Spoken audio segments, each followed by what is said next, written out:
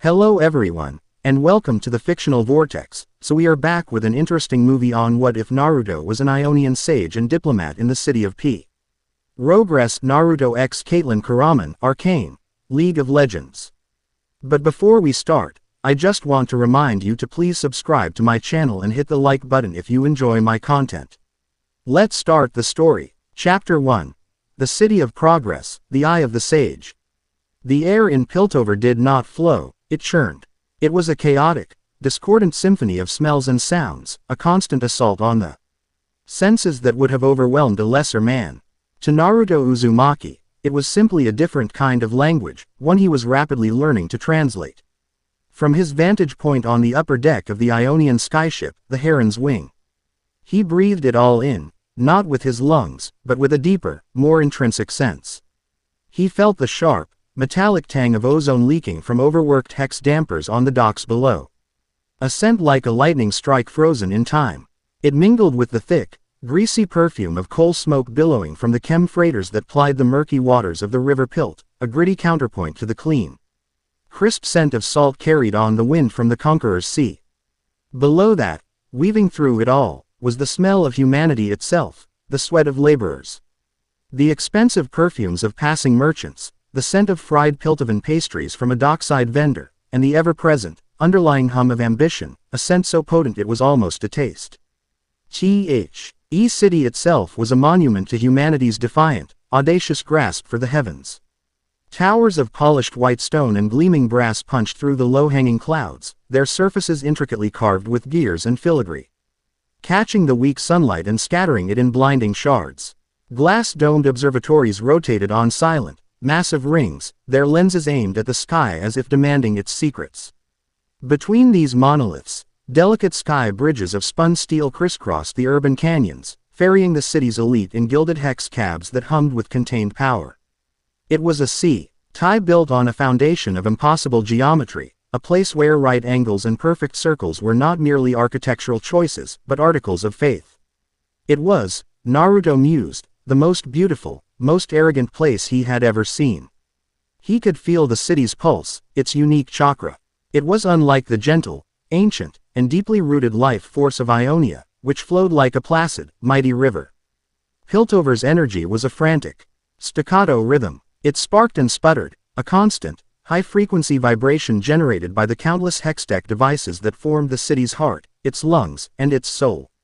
Each humming street lamp, each whirring gear in the great sun gates, each glowing crystal powering a workshop, they all contributed to a city-wide energy field that was artificial, potent, and deeply, profoundly unstable. It was a bonfire of progress, burning so brightly it threatened to consume itself.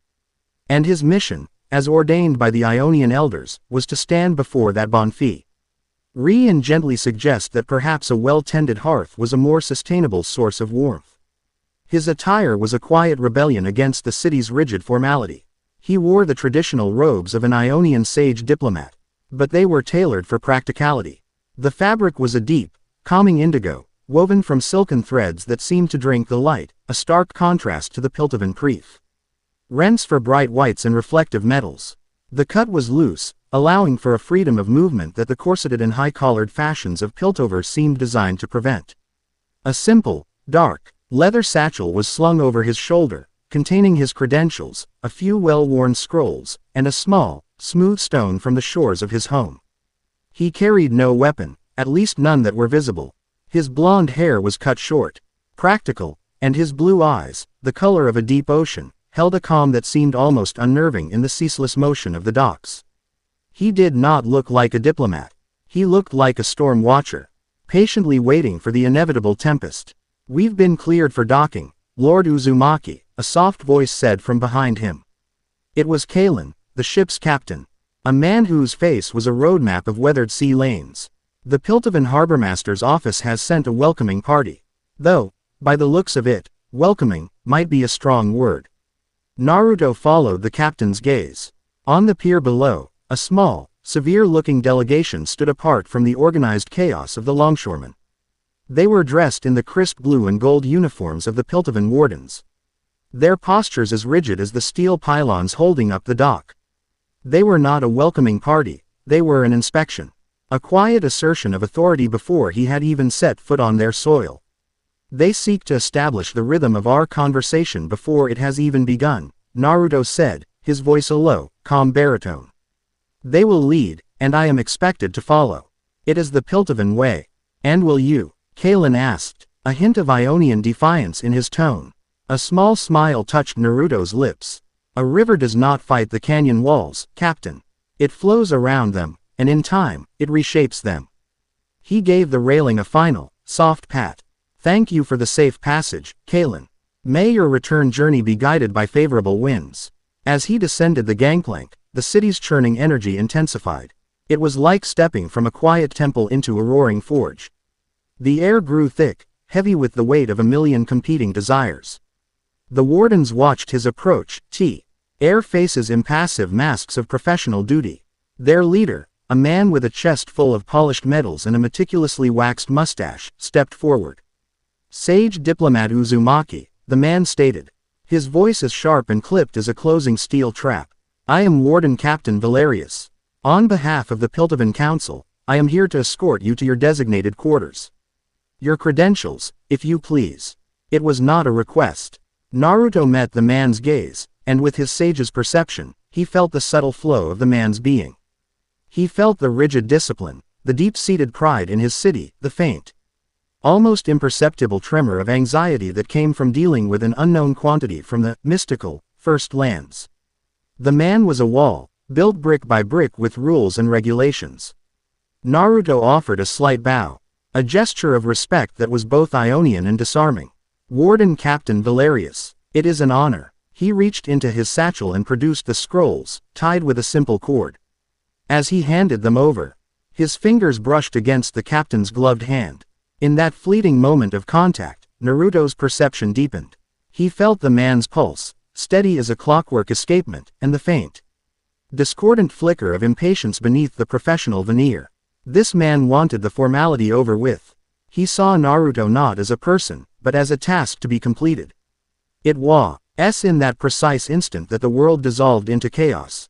It began not with a bang, but with a sharp, resonant crack that was more felt than heard, a sound that vibrated through the wood of the OCKS and up through the soles of Naruto's boots. It was the sound of a hextech crystal fracturing under stress. A collective gasp rippled through the crowd, followed by a wave of panicked screams. People scattered, a tide of humanity receding from a single point of terror. Dockworkers dropped their crates, merchants abandoned their stalls, and the air filled with the discordant symphony of pure, unadulterated fear. About 50 yards down the pier, a workshop, its facade a jumble of repurposed scrap metal and glowing pipes, had become the epicenter of the panic. The double doors had been blasted outwards, hanging from their hinges like broken teeth, and in the doorway stood a man, his face pale with sweat and illuminated by the terrifying, pulsating blue light emanating from the device he held. The machine was a nightmare of exposed wires, hastily welded brass plates, and a central focusing lens aimed at a large, violently unstable hex crystal. The man's eyes were wide, darting back and forth, and in one hand he held a dead man's switch, his thumb pressing down with desperate force. He had dragged 2 terrified dockworkers with him, holding them as human shields. Nobody comes closer, the man shrieked, his voice cracking with hysteria. I swear, I'll release the regulator. I'll blow this whole pier back to the bedrock. The energy pouring from the device was nauseating. Naruto felt it as a physical blow, a chaotic, screaming vortex of power that was spiraling out of control. It was the energy of a dying star, compressed and volatile. The inventor wasn't just threatening to blow up the pier. He was threatening to tear a hole in the fabric of the city's delicate energy grid. Form a perimeter. Now, Warden Captain Valerius barked, his previous stiffness replaced by a surge of conditioned adrenaline. Snipers. Positions on the upper gantries. I want a clear line of sight on the target. All civilians, clear the dock. Move. The wardens moved with brutal efficiency, our blue and gold uniforms a blur of motion. They formed a cordon, their hex rifles raised, creating a deadly semicircle around the workshop. But their order was a stark contrast to the pure chaos of the situation. The inventor was too erratic, the hostages too close, the device too volatile. And then, a new presence cut through the noise. All units, Hold your fire. This is my scene. The voice was female, imbued with an unshakable authority that sliced through the panic like a scalpel. It came from a woman who was now striding through the line of wardens, her long legs eating up the ground with purposeful grace. She was tall, slender but strong, clad in a modified warden uniform that was more practical, more severe. A deep blue top hat sat perfectly on her head, and a magnificent impasse long rifle was slung over her shoulder, its brass and woodwork gleaming even in the overcast light. Her face was sharp, intelligent, her violet eyes missing nothing.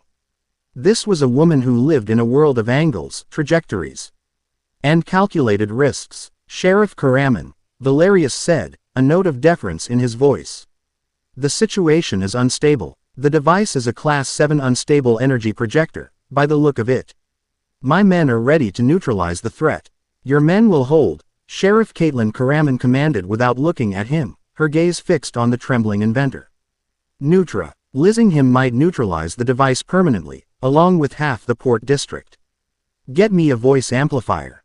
I'll talk him down. Naruto watched her, intrigued. He felt her flow, and it was as sharp and focused as a master archer's arrow. It was a current of pure, undiluted logic and determination.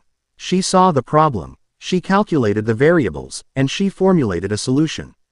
There was no fear in her, only a cold, hard assessment of the facts. She was the absolute embodiment of Piltover. A warden handed her an amplifier, and her amplified voice boomed across the pier, steady and firm. Quote, "This is Sheriff Kiramann of the Piltover Wardens. You are in violation of multiple civic codes. Put down the device and release the hostages. No one needs to be harmed." Her words were precise, logical, and utterly wrong for the situation. Naruto could feel it. The inventor's personal energy, his chakra, was a maelstrom of terror, grief, and incandescent rage.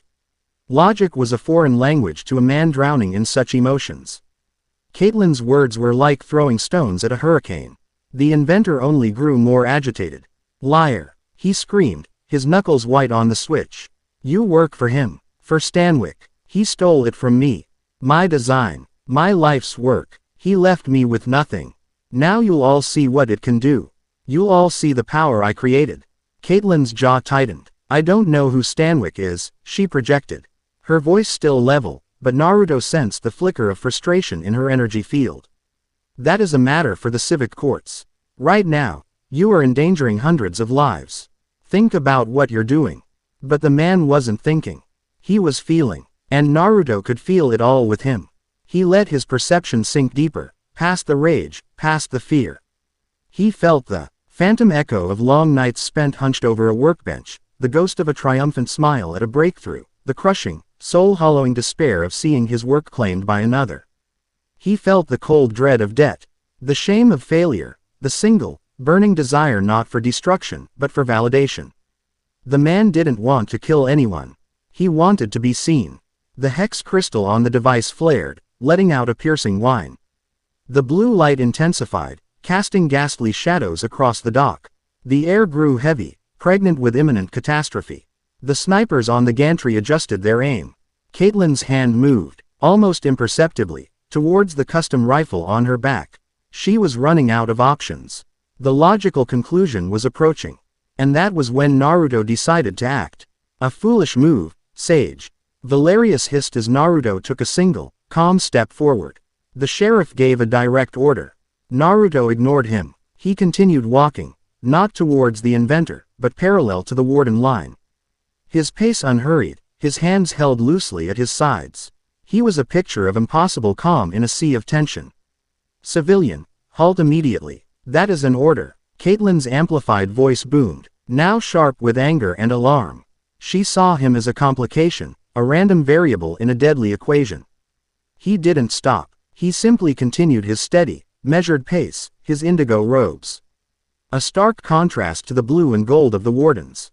He walked past their line, a river flowing past a dam of stone. Every rifle was now pointed in his direction, every warden tense, but none dared to fire without the sheriff's command.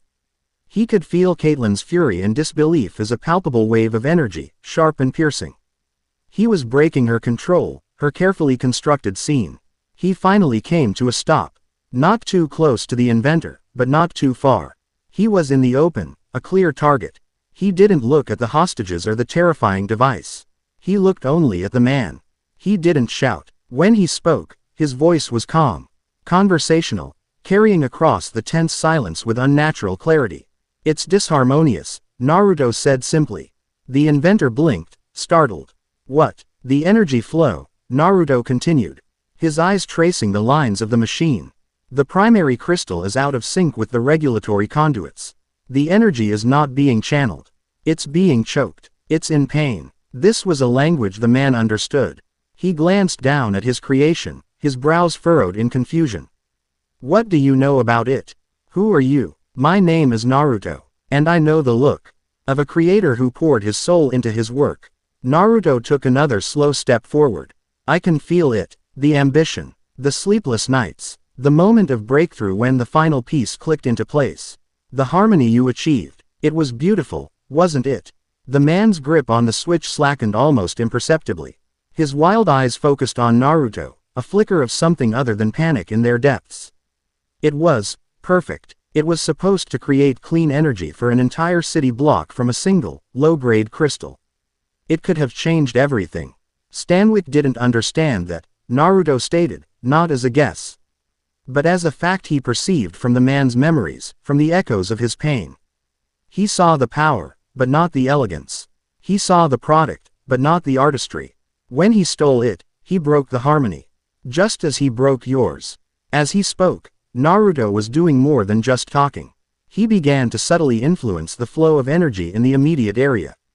He wasn't casting a spell or performing a grand, visible act of magic. It was far more delicate. He reached out with his own calm, centered chakra and gently nudged the chaotic energies around him. He smoothed the frantic, panicked vibrations in the air, creating a small pocket of tranquility around the inventor. He extended a thread of his own life force towards the volatile device, not to control it, but to soothe it, to ease the screaming, discordant energy of the fracturing crystal. He was like a musician humming a calming tone to quiet a dissonant orchestra. To the onlookers, it was baffling. The terrifying, high-pitched whine from the device began to lower in pitch, the pulsating blue light softening to a steady, less menacing glow. The air seemed to lose some of its oppressive weight. Caitlyn watched, her hand frozen halfway to her rifle. She could not comprehend what she was seeing. Her logical mind screamed that it was impossible. Words should not have this effect. A civilian should not be able to calm a situation that her training and authority could not. She saw no weapon, no technology, no trick. She saw only a man in strange robes, speaking in a low, calm voice. And yet, the reality of the situation was changing before her eyes. The equation was being solved by a method she didn't know existed. Tears began to well in the inventor's eyes. The rage was dissolving, leaving behind the raw, aching grief it had been masking. He called it scrap. My masterpiece. He said it was inefficient. He took the core concept and he butchered it. Twisted it into a weapon for his corporate sponsors. Then don't let his vision be its final legacy, Naruto said, his voice gentle but firm. Don't let its last act be one of disharmonious destruction.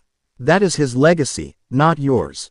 Your creation deserves better. It deserves to be remembered for the beautiful thing you intended it to be.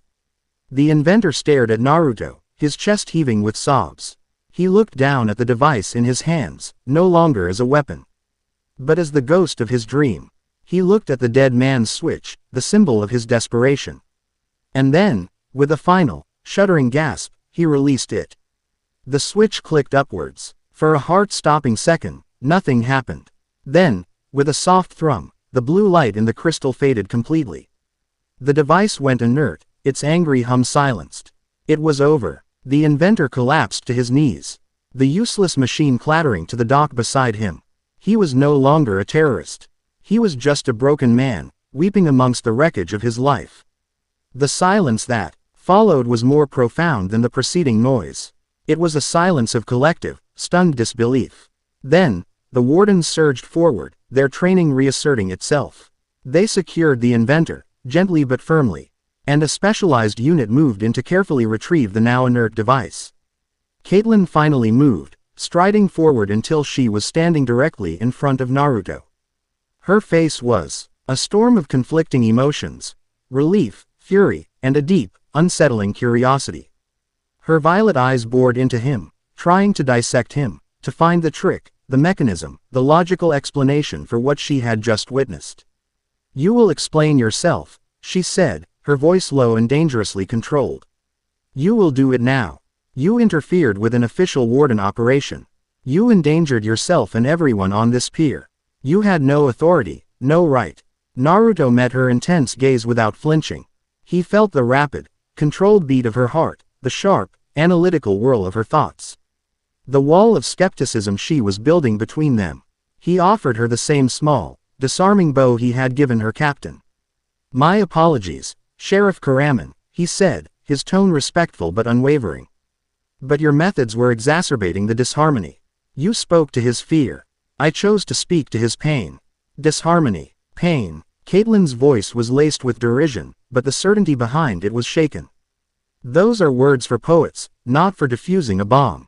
"What did you do?" "I listened," Naruto replied simply. "Something I believe is the primary duty of a diplomat." He gestured vaguely to the now secured inventor. He did not need to be controlled. He needed to be understood. There is a significant difference.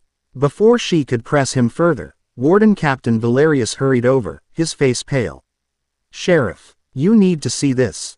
The device. Our engineers are saying the primary crystal's molecular structure was stabilizing. It was realigning itself. They've never seen anything like it. It should have detonated." Caitlyn's eyes snapped from the captain back to Naruto. The last vestiges of her anger were being crowded out by a wave of profound, unnerving mystery. He hadn't just talked a man down. He had, in some inexplicable way, affected the machine itself. "Who?" she asked, her voice barely a whisper. "Are you?" Naruto's smile was faint, enigmatic. "I am Naruto Uzumaki, sage diplomat of Ionia. I am here to foster a greater understanding between our two nations." He looked past her, at the gleaming, arrogant towers of the city. "It seems my work has already begun." Later that evening, the chaotic energy of the docks had been replaced by the quiet solitude of his assigned quarters. They were luxurious, by any standard, a suite in one of the city's finer diplomatic missions. With a large window offering a breathtaking panorama of Piltover by night. The city was a web of light, the glow of Hextech turning the low-hanging clouds orange, the sky lanes filled with the silent, passing lights of Hex cabs. It was a city that never slept, its artificial heart pumping light and power through its metallic veins. Naruto sat in the center of the room, legs crossed, eyes closed in meditation. He wasn't trying to block out the city's energy, but to let it flow through him, to understand its complexities without being overwhelmed by them. He felt the lingering fear from the docks, the ambition of the merchants, the cold logic of the council, the sharp, focused intellect of the sheriff, all swirling in the city's energetic field. It was a tangled, knotted mess, a tapestry woven with threads of genius and greed, of progress and pain. A sharp, official knock echoed from the door. He opened his eyes, his meditation complete for now. "Enter." A Piltovan constable, his uniform immaculate, stepped inside, holding a thick, cream-colored envelope sealed with the city's official crest, a gear intertwined with a key. The man was visibly nervous, his own energy a low thrum of awe and anxiety. The story of the Ionian sage, who had talked down a bomb with words alone, had already begun to spread through the city's lower echelons. "From the Piltovan Council, sir," the constable said, his voice respectful. He offered the letter with both hands. "They request your presence at a formal hearing tomorrow morning." Naruto took the envelope. The parchment was heavy, the seal cold and impersonal. He could feel the weight of expectation, the challenge it represented. He had wanted to observe, to understand the flow of this place before acting. But the city, it seemed, had other plans. His quiet arrival had ended with a deafening roar. He dismissed the constable with a nod and walked to the window, holding the summons. He looked out at the glittering, beautiful, deeply troubled city of progress. His mission was to build a bridge.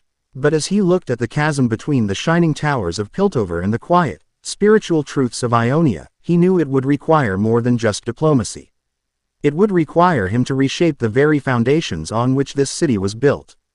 And he had a feeling Sheriff Caitlyn Kiramann would be watching his every move. Chapter 1 End. Chapter 2. The Gilded Cage and the Flow of Power.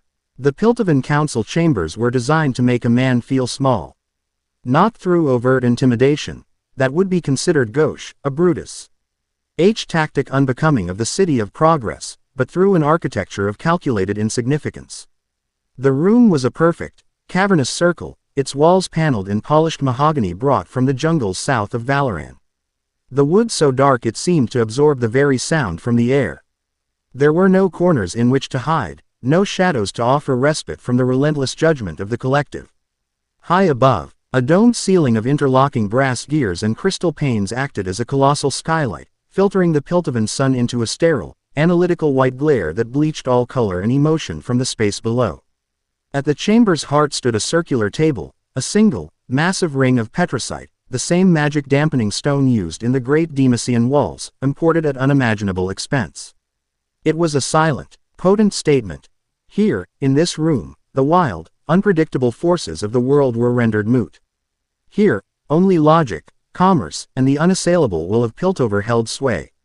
The chairs were tall and severe, each one a throne of black leather and gleaming brass, and behind them, vast, floor-to-ceiling windows offered a panoramic, almost god-like view of the city, a constant reminder of what and who they governed.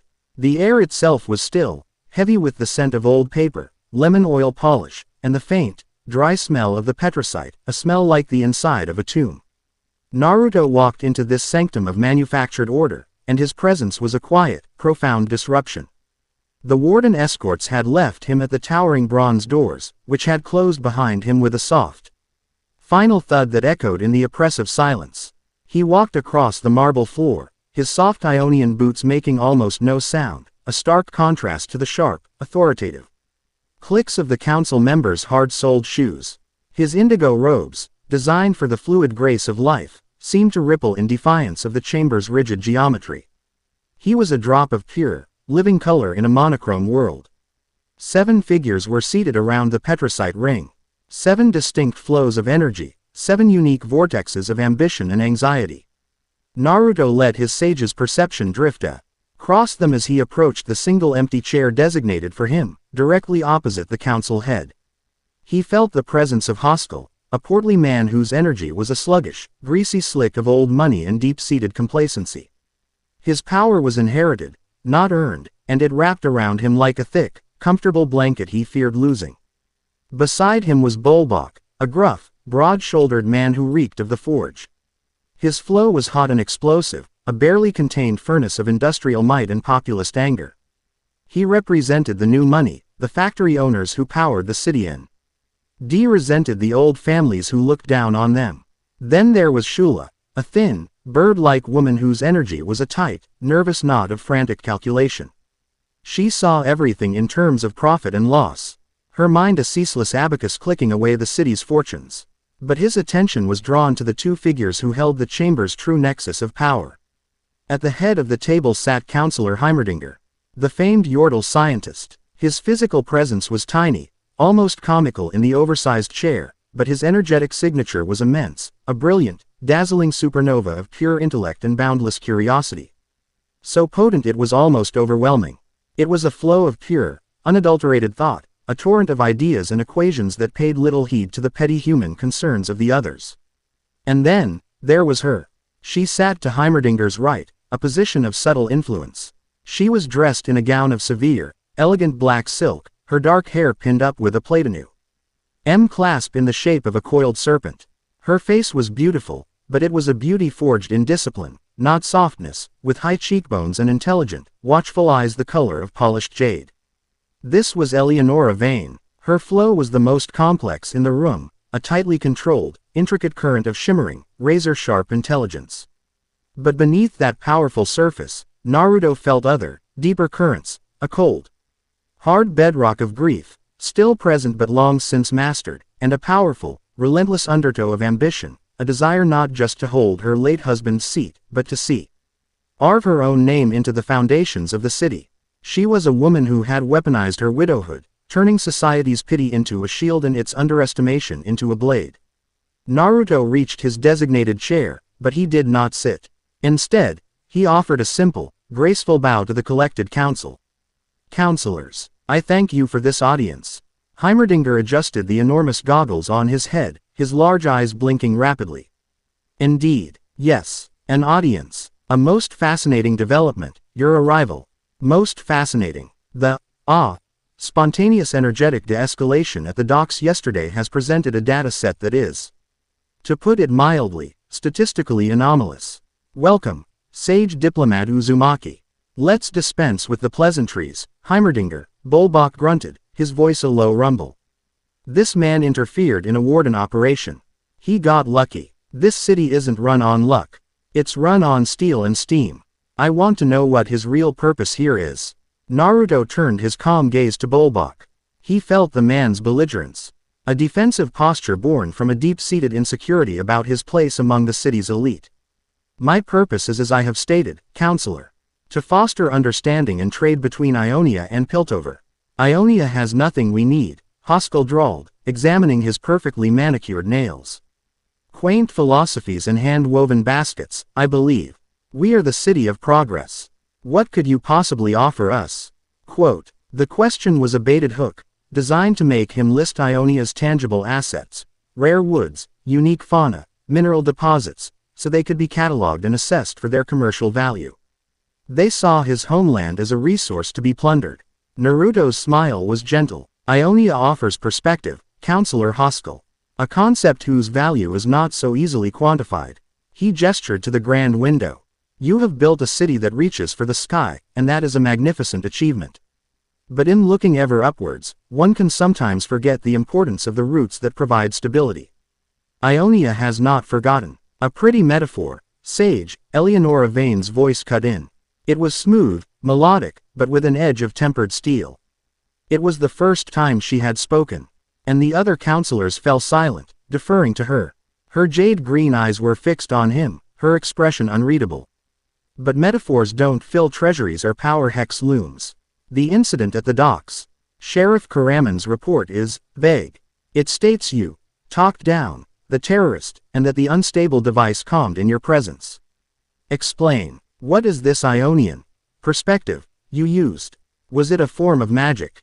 The word, magic, hung in the air, a dirty, uncivilized concept in this room of logic and mechanics.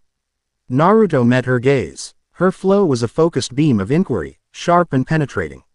She was testing him, trying to force him into a box she could understand, charlatan or sorcerer. He would give her neither. What you call magic, Counselor Vane, we in Ionia simply call being. It is the understanding that all things possess a life force, a spiritual energy. The man on the docks, his name was Caitlyn Richter, was drowning in a sea of grief and rage. His energy was chaotic, and it infected his creation, a machine he had poured his very soul into. Sheriff Kiramann, with all due respect to her formidable skill, tried to command the storm. I simply offered it a shore to break upon. You speak of energy and souls, Eleonora countered, leaning forward slightly, her interest piqued. These are intangible concepts. Are you suggesting you can manipulate these energies? I can perceive them, Naruto corrected gently. I can feel the harmony, or the disharmony, in a person, a place, or even a machine. And sometimes, by offering a point of stability, of pure calm. A disharmonious flow can be encouraged to find its own balance again. I did not control the man or his device. I reminded them of the harmony they had lost. He paused, letting his gaze sweep across the council. A city, too, has a flow, a life force, and from what I have perceived, the energy of Piltover is brilliant, powerful, and dangerously out of balance. A tense silence fell over the chamber. He had not only avoided their trap, but he had also turned the inquiry back on them, subtly critiquing their entire society with the very philosophy they dismissed. He hadn't insulted them, he had simply presented an observation, leaving them to grapple with its implications. Bolbach scoffed, but the sound lacked conviction. Hoskell shifted uncomfortably. Heimerdinger, however, was practically vibrating with excitement. Fascinating. A metaphysical energy field. A civic chakra. The theoretical implications are staggering. We must conduct experiments. Measure the ambient spiritual output of a chem refinery versus, say, the Academy archives. The variables. Oh, the variables. Eleonora held up a slender hand, silencing the Yordle's enthusiastic outburst. Her eyes had not left Naruto's. A flicker of something new moved in their depths: respect. He was not the simple mystic they had expected. He was an intellectual adversary, and a skilled one at that. Your perspective is unorthodox, Sage Uzumaki, she said, her tone shifting from inquisitorial to something more akin to intellectual curiosity. Piltover has thrived on the principles of logic, empirical evidence, and relentless innovation. Your talk of harmony and balance seems regressive. A return to a more primitive way of thinking. Is it primitive to seek a foundation that can withstand the weight of your own creations? Naruto countered softly, your progress is a mighty river, but it flows without banks. It carves a path of its own making, but it also floods the plains and erodes the soil. I am not here to suggest you stop the river. I am here to suggest we learn how to cultivate the land alongside it. The debate continued for another hour. They questioned him on Ionia's governance, its defenses, its stance on the rising power of Noxus. With every question, Naruto answered not with the hard data they craved, but with the philosophy that underpinned it. He spoke of leadership as stewardship, not ownership. He described their defense as the collective will of a people in harmony with their land, a concept that a formal military could not easily quantify or defeat. He turned their attempts to dissect Ionia's strengths and weaknesses into a masterclass on a worldview they couldn't comprehend, but whose efficacy they were beginning, grudgingly, to acknowledge. He never lectured. He simply offered a different way to see. When the hearing was finally adjourned, the council members were left in a state of quiet contemplation. They had more questions now than when they had started. They had sought to measure him, to put him in a box, and instead, he had given them a mirror. As Naruto turned to leave, Eleonora Vane's voice stopped him. A moment of your time, Sage Diplomat. He turned back. The other counselors were filing out, leaving the three of them, Naruto, Eleonora, and Heimerdinger, who was furiously scribbling notes on a roll of parchment, alone in the vast, silent chamber. Eleonora rose from her chair and approached him, her movements fluid and deliberate. Up close, he could feel the immense self-control she exerted, the careful shield she maintained around her inner self. It was a fortress of grace and steel. That was a masterful performance, she said, her voice low, devoid of the formality of the hearing. You disarmed them by refusing to fight on their terms. My late husband was a politician. He would have been impressed. And deeply suspicious. Suspicion is often the first response to something new, counselor, Naruto replied. Please, in private, call me Eleonora. Her jade eyes studied him. Not as a counselor examining a diplomat, but as a grandmaster studying a new piece on the board. The council chamber is a stage for public pronouncements and veiled threats. The real conversations in this city happen elsewhere. I would like to continue this one. Join me for dinner at my estate this evening. 8 o'clock. It was not a request. It was a summons, wrapped in the silken glove of Piltovan etiquette. It was a challenge. You have shown me your public face. Now let me see if you can withstand the scrutiny of a private one. On my territory, by my rules, I would be honored, Eleonora. Naruto said with a slight inclination of his head, accepting the move and preparing his counter. Her lips curved into the barest hint of a smile. It did not reach her eyes. My carriage will be sent for you. Until this evening, Sage. She turned and glided out of the chamber, leaving Naruto alone with the buzzing, ecstatic scientist. The Vane estate was not in the heart of Piltover's gleaming, modern Spire district. It was situated in the older part of the city, where the streets were narrower, paved with worn cobblestones, and the buildings were made of granite and old timber. Not steel and glass. It was a statement of old power, of a lineage that predated Hextech. The carriage that collected him was a masterpiece of quiet luxury, its lacquered black panels polished to a mirror shine. Its ride smoothed by a complex system of gyroscopic stabilizers that hummed a barely audible, soothing tune. The house itself was a fortress of taste. It stood behind a high wall of dark stone, its facade covered in ancient ivy. There were no glowing pipes, no whirring gears. The only light came from gas lamps that cast a soft, golden glow, and the lanterns held by the silent, liveried staff. A butler with a face like a dried apple led Naruto through a grand hallway. The air inside was cool and smelled of beeswax, old books, and dried lavender. The floors were dark, polished wood, covered in thick rugs from Shurima that swallowed all sound. The walls were lined not with schematics or scientific instruments, but with art. Paintings from every corner of Valoran, sculptures of impossible grace, and display cases filled with artifacts that were not merely valuable, but historical. A Demasian standard from a forgotten war, an ice crystal shard from the Frel, Jord that shimmered with its own internal light, a beautifully preserved helmet from a Targonian sun warrior. This was not a home. It was a museum of power, each object a testament to the Vane family's long and influential reach. Eleonora was waiting for him in a private study that opened onto a walled garden. She had changed from her severe council gown into a dress of deep emerald velvet that complemented her eyes. The coiled serpent clasp was gone, her dark hair falling in soft waves around her shoulders. It was a calculated transformation, from public official to private hostess, designed to disarm and invite a different kind of conversation. The room was her sanctuary, and her armory. Bookshelves reached to the ceiling, filled with leather-bound volumes of history, philosophy, and political theory. A fire crackled in a large stone hearth. On a low table between two plush armchairs, a chess set was laid out, the pieces carved from ivory and obsidian. A game was in mid-play. Sage Uzumaki, she greeted him, her voice softer than it had been in the council chambers. Welcome to my home. Can I offer you a drink? A Riesling from the Blue Peaks, perhaps. Or something stronger. Water would be perfect, thank you. Naruto said, his gaze taking in the room. He could feel her essence permeating the space. It was a place of deep thought, of solitude, of strategic planning. The grief he had sensed earlier was here, too. A quiet, phantom ache that clung to the armchair opposite hers.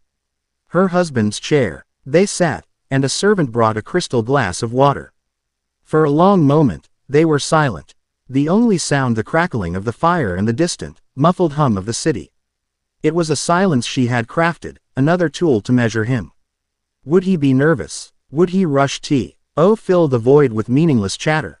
Naruto simply took a sip of water and waited, his own calm a perfect counterpoint to her controlled environment. Finally, she spoke. You've seen our public face, the council.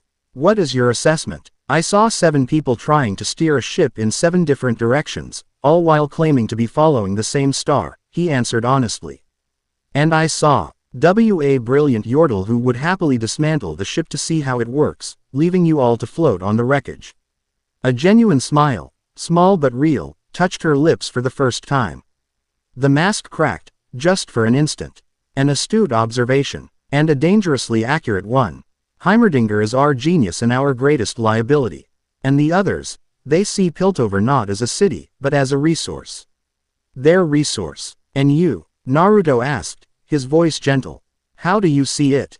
Her smile faded, replaced by a familiar mask of cool composure. I see it as a legacy. My husband, Marcus, believed in the promise of Piltover.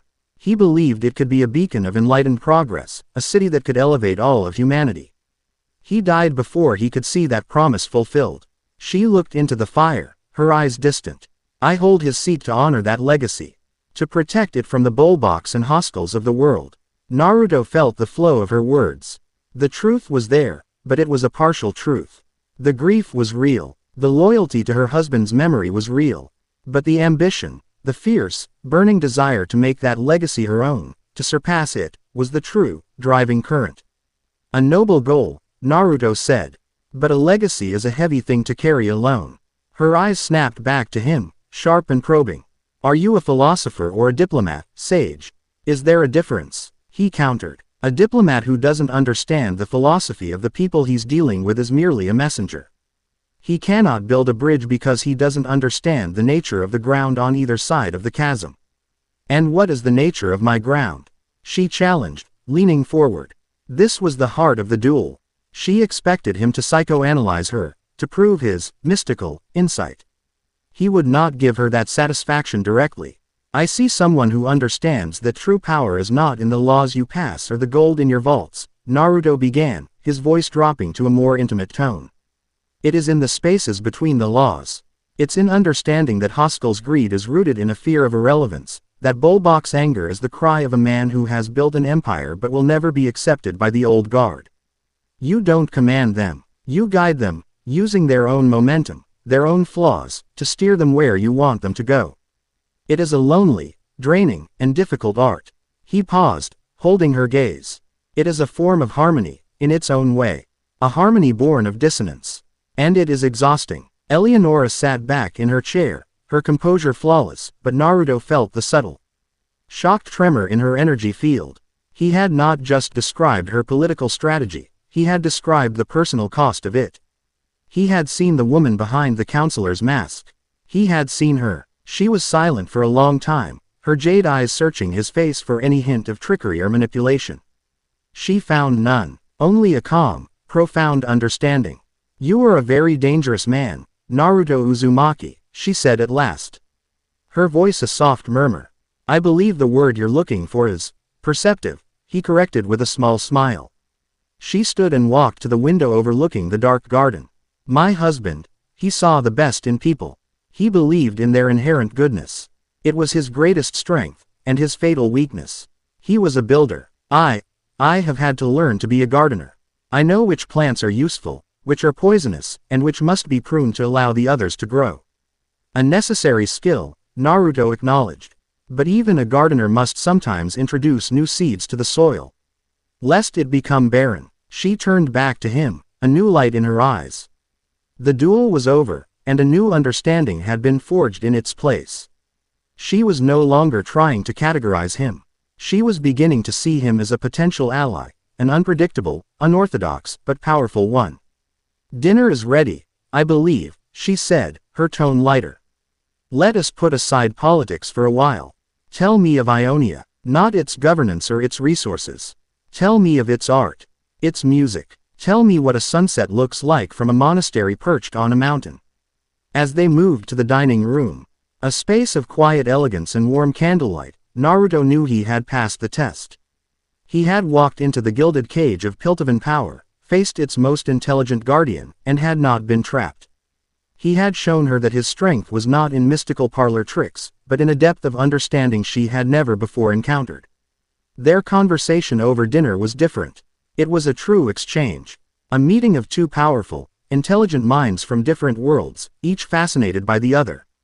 When he finally left the Vane estate late that night, stepping back into the cool night air, he felt the complex flow of the city with a newfound clarity. He had arrived seeing Piltover as a chaotic bonfire of ambition. Now, he understood it better. It was a complex ecosystem, with predators and prey, with delicate alliances and hidden wars. And Eleonora Vane was one of its most skilled, most fascinating predators. She was not a foe. She was a kindred spirit, in a way, a master of her own kind of flow. A manipulator of the turbulent currents of power. And he knew, with an absolute certainty, that their conversation was only the first of many. The bridge between Ionia and Piltov would not be built on trade agreements alone. It would be built on relationships like this one. Complex, challenging, and born from a deep, mutual respect. Chapter 2 End. Chapter 3. The Scent of Iron and the Whisper of the Undercity. The scent of death is a lonely one. It is a sharp, coppery tang of spilled life that cuts through all other smells, a note of finality that silences the ambient noise of a room. In this vast, cavernous Piltovan warehouse, that scent of iron and regret was tinged with something else, something acrid and alien. It was a chemical whisper, sharp and astringent, that clawed at the back of the throat and spoke of a death that was not just violent, but meticulously, unnaturally crafted. Rain lashed against the high, corrugated steel roof, a relentless, drumming THM that did little to wash away the profound stillness within. The only light came from the cold, sterile beams of warden lamps, which sliced through the gloom and reflected off the puddles of rainwa. Tear gathering on the polished concrete floor. Naruto stood just inside the entrance, letting his senses acclimate to the scene's unique and tragic flow. The warehouse belonged to a prominent textile merchant, a man named Gregor Valdi, who now lay in the center of the floor, a still, pale island in a small sea of his own blood. Naruto felt the lingering echo of the man's final moments, not a surge of defiance or a cry of pain, but a wave of pure, uncomprehending shock. The life force had not fought its departure, it had been violently, instantly extinguished, like a snuffed candle. The energy in the room was stagnant, curdled. It was a place of profound and sudden disharmony. Sheriff Caitlyn Kiramann was already there, the absolute center of the storm of activity. She moved with an economy of motion that was both elegant and severe, her long coat swishing around her boots as she directed her wardens with quiet, clipped commands. She was not a part of the scene's chaos, she imposed her own order upon it. Her own energy field was a beacon of focused logic, a sharp, piercing light in the oppressive gloom. "Perimeter is secure," a warden reported, his voice echoing slightly in the vast space. No signs of forced entry on the lower levels. The lock on the main door was sliced clean through. High-temperature blade, most likely. The killer came from above, Caitlyn stated, not as a theory, but as a fact. She pointed a gloved finger towards a shattered skylight, some 20 feet directly above the body. Trajectory suggests a fast rope descent. Professional. Check the roof for anchor points. I want casts of any prints you find up there. She knelt beside the body, her expression grim but entirely clinical. She did not see a man. She saw a collection of evidence, a puzzle to be solved. Her violet eyes scanned every detail, her mind cataloging, analyzing, and discarding information at a blinding pace. Single stab wound, post-mortem. The cause of death wasn't the blade. She gestured with her chin towards a small, intricate pattern of crystallized green residue on the victim's collar. It was this. He was poisoned. The stab was a message. An exclamation point. Naruto walked slowly forward, his boots silent on the damp concrete. The wardens parted for him, their expressions a mixture of curiosity and suspicion. Since the incident at the docks, he had become a figure of mythic speculation among the city's law enforcement. The Ionian Whisperer, they called him in the mess halls. "Sheriff," Naruto said, his voice a low counterpoint to the drumming rain. Caitlyn looked up, her focus momentarily broken. The sight of his calm face and indigo robes in the middle of her bloody, methodical crime scene was a jarring dissonance. "Sage Diplomat," she acknowledged, her tone clipped. "This is an active investigation. Your presence is unexpected. Counselor Vane thought my perspective might prove useful," he replied smoothly, giving a partial truth. Eleonora had indeed sent him a note about the murder. A subtle move in their ongoing political chess match, but Naruto would have been drawn to the incident regardless. He could feel the ripples of this death spreading through the city's energy field. A discordant tremor that hinted at something deeper than a simple homicide. "I see," Caitlyn said, her jaw tightening almost imperceptibly. She did not appreciate political interference in her work. "Well, the perspective here is quite clear. A professional hit. The victim, Gregor Valdi, was a key rival to one of Zaun's most powerful chem barons, a man named Zevian.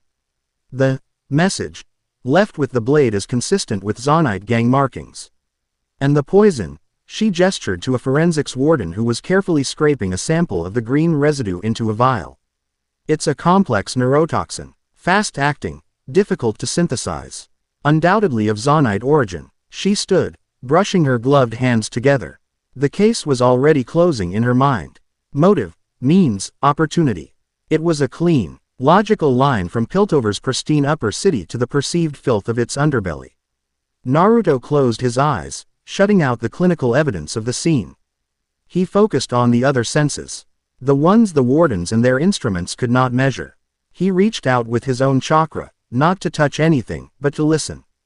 He listened to the echo of the crime. Caitlyn was right about the professionalism.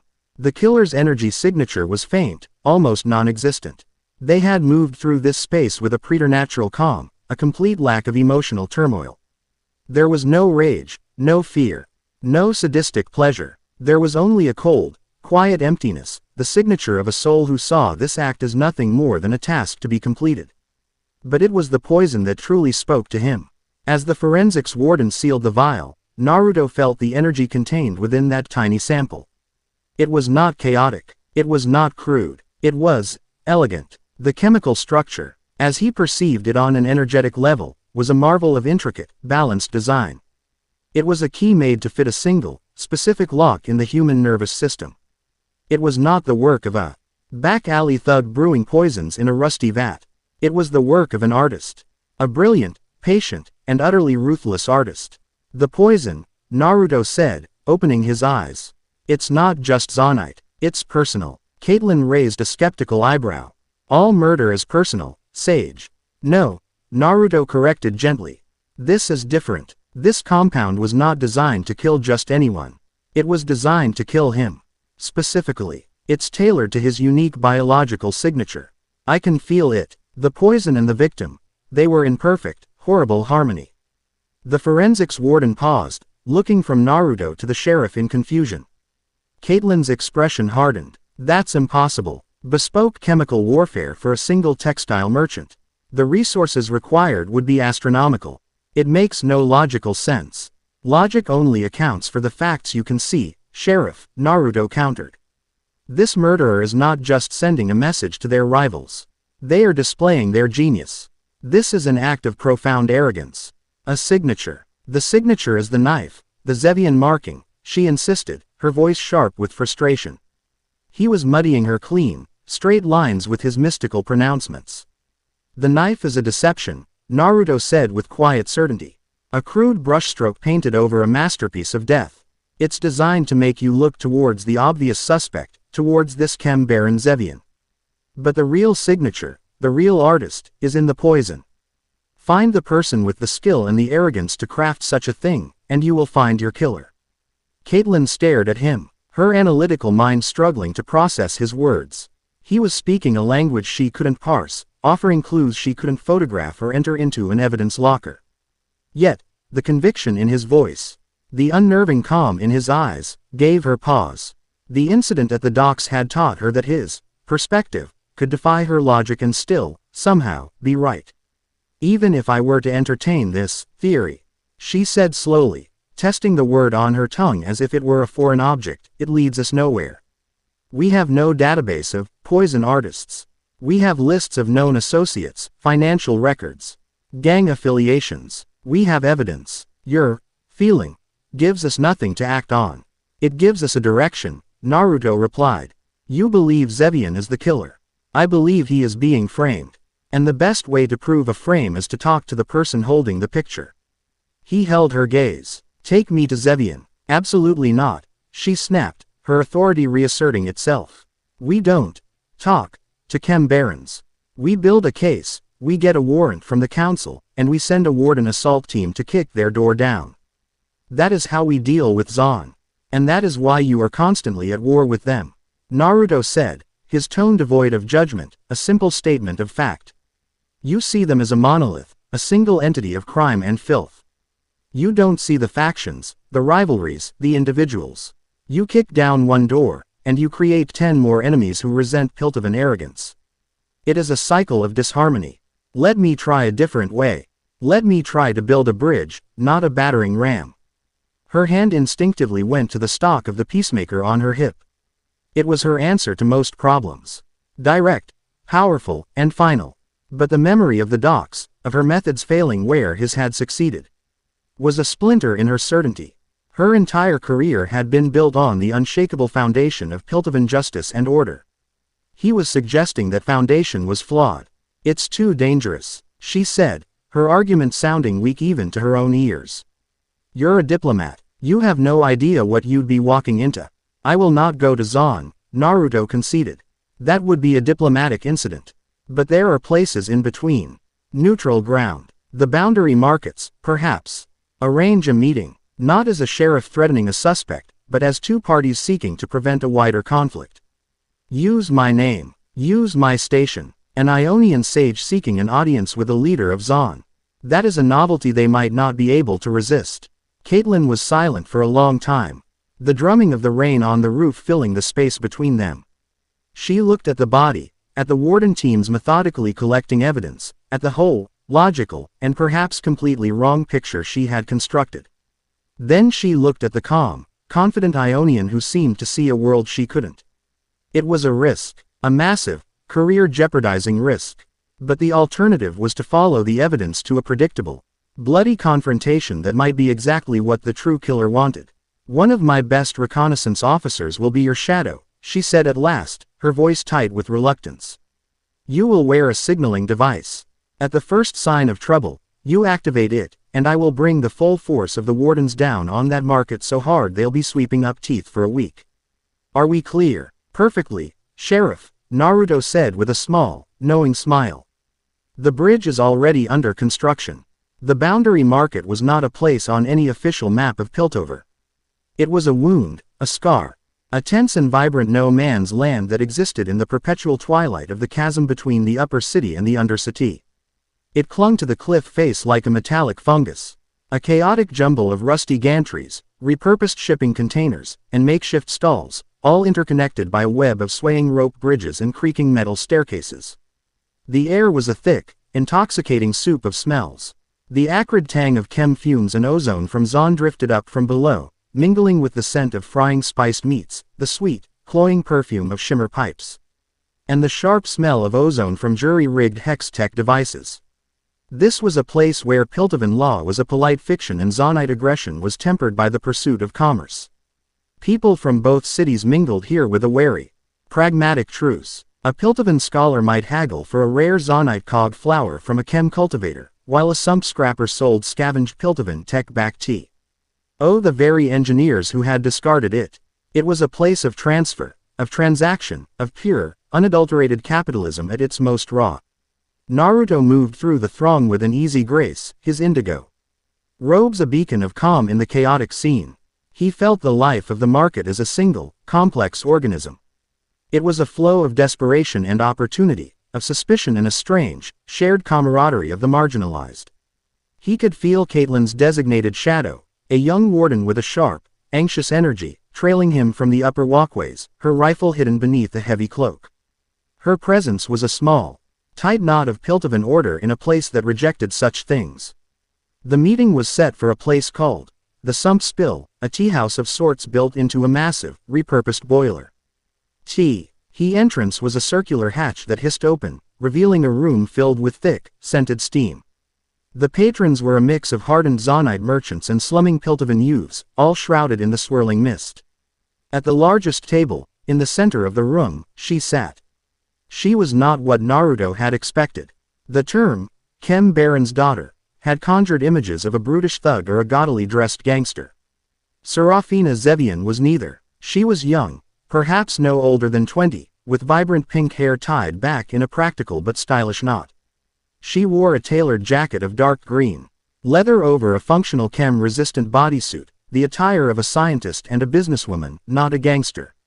Her face was sharp and intelligent, her eyes a startlingly bright, inquisitive blue. For her on the table were not weapons or bags of gold, but a delicate glass beaker filled with a swirling, luminescent liquid, which she occasionally stirred with a thin glass rod. She commanded the table not through intimidation, but with an aura of supreme, unbothered confidence. Two heavily augmented bodyguards stood behind her, their faces impassive, their mechanical limbs humming softly, Their presence was almost an afterthought. The power in this space radiated from her. Her flow was extraordinary. It was a whirlwind of fierce intelligence, sharp as broken glass, combined with a powerful, driving ambition that burned like a phosphorus flare. But beneath that fiery exterior, Naruto sensed something else, something she kept carefully shielded. A deep, passionate idealism, a genuine love for the chaotic, broken city that had spawned her, and a profound frustration with its limitations. She was a Zonite patriot.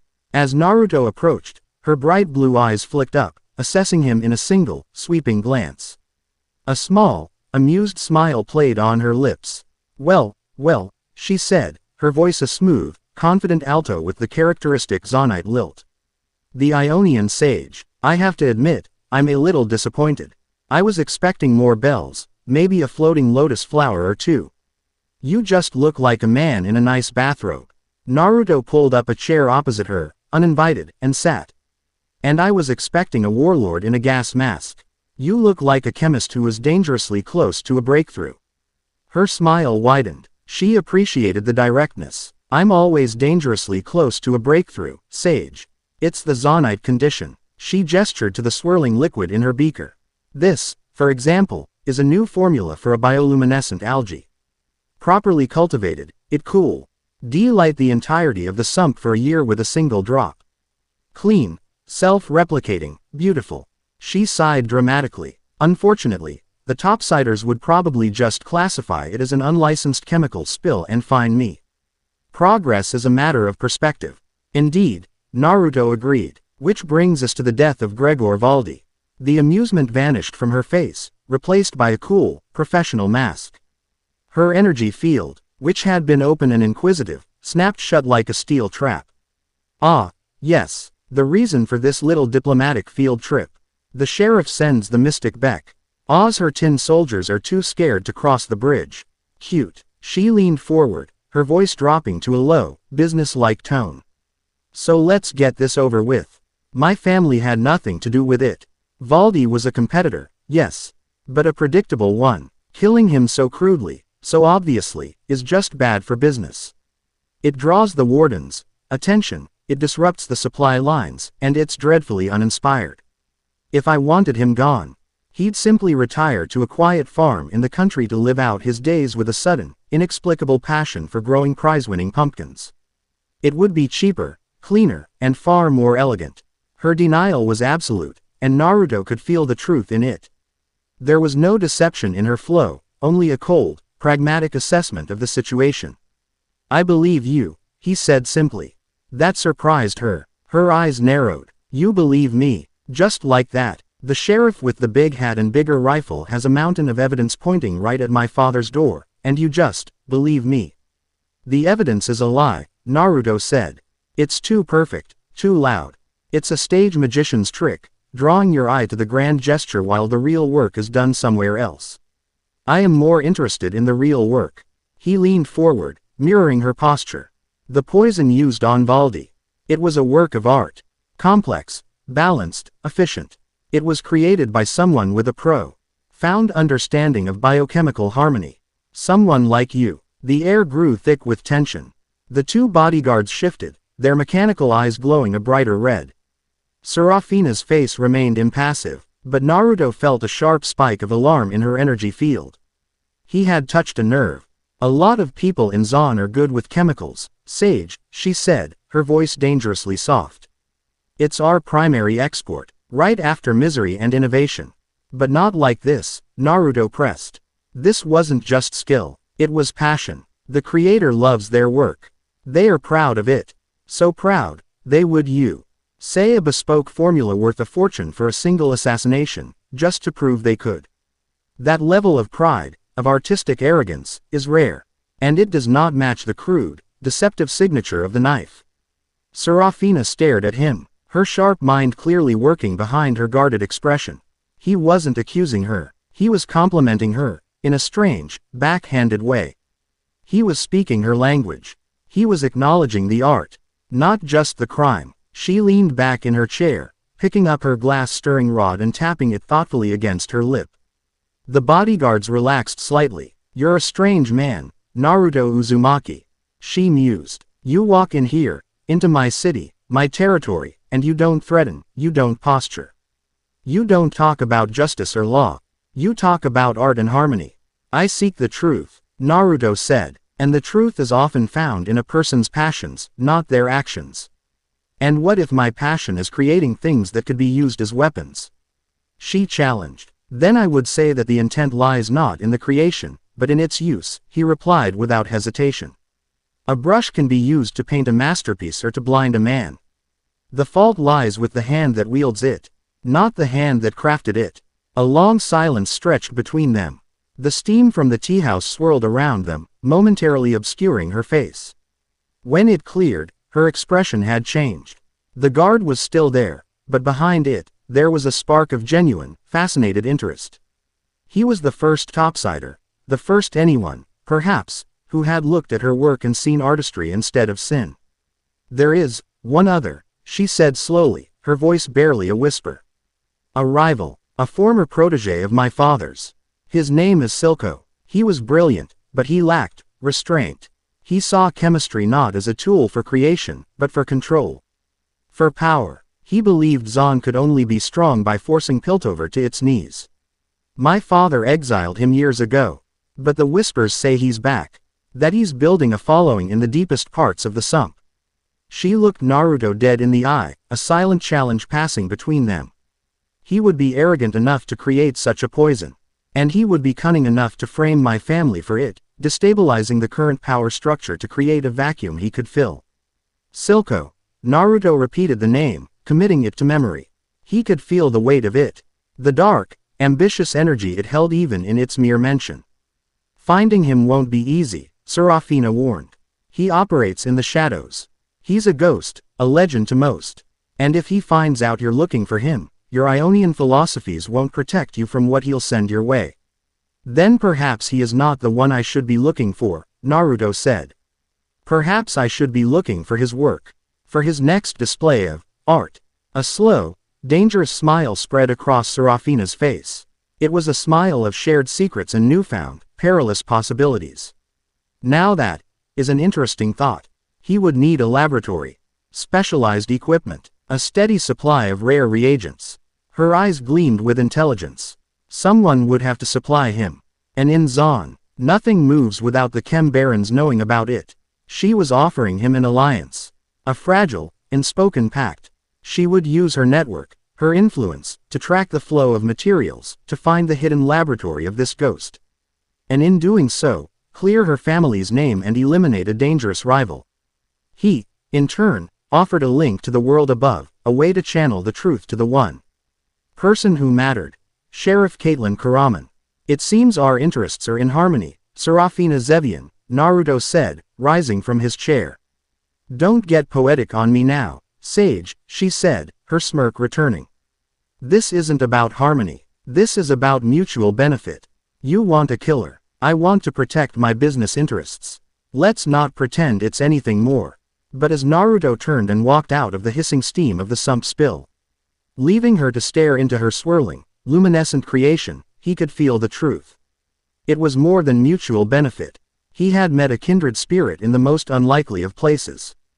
He had looked into the heart of the Undercity and found not a criminal, but a brilliant, passionate creator struggling to build something beautiful in a world of decay.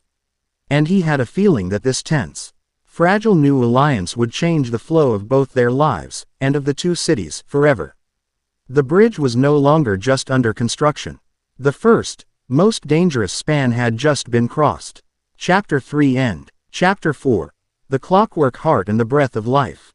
The journey downward was a descent into another world, a baptism in chemistry and desperation.